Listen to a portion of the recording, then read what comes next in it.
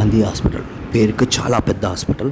So ఇక్కడ కానీ అంటూ ఏముండే అన్ని డిపార్ట్మెంట్లు ఉంటాయి, అందరికీ ట్రీట్మెంట్ జరుగుతుంది. చాలా అద్భుతమైన హాస్పిటల్ వాస్తవానికి.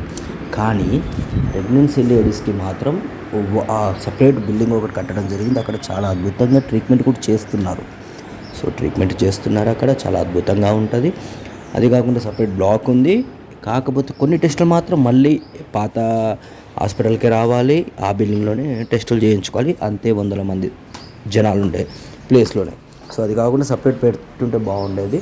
ఇంకా అది కాకుండా హెచ్ఎస్జి అని ఒక టెస్ట్ ఉంటుంది. హెచ్ఎస్జి టెస్ట్ మామూలుగా బయట చేయించుకుంటే చాలా కాస్ట్ అది. సో అట్లానే మొత్తం గవర్నమెంట్ హాస్పిటల్లో చేయించుకుందాం అనుకుంటే గవర్నమెంట్ హాస్పిటల్కి వెళ్తే దాదాపుగా ఒక్కొక్క నెలల కొద్దీ ఆ టెస్ట్ కోసం వెయిట్ చేస్తూ ఉంటారు.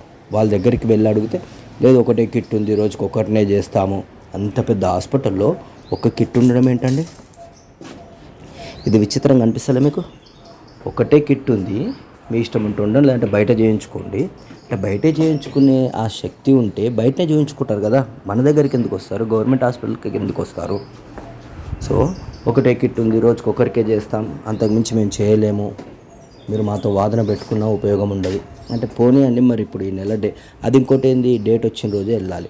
అంటే ఒక లేడీ డేట్ వచ్చిన రోజు వెళ్తే మళ్ళీ 1 మంత్ ఆగాలి ఆ టెస్ట్ కోసం. పోనీ 1 మంత్ అయినాక అవుతుందా అంటే అది డౌట్. ఎందుకంటే ఆ కిట్ ఉండదు, హెచ్ఎస్జికి సంబంధించిన కిట్ ఉండదు. మరి ఏం చేయాలి? వాళ్ళు బయటికి వెళ్ళలేరు.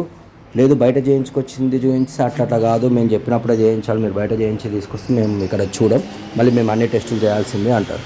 సో అది పద్ధతి బాగుంది. అన్ని టెస్టులు అంటే మీ కౌంటింగ్, మీ కౌంట్స్ ఉంటాయి కాబట్టి మీకు ఏదైతే డేట్స్ ఉంటాయో ఆ డేట్లలో చేయించుకుంటే మీకు క్లారిటీ ఉంటుందని మీరు రాస్తారు, బాగుంది.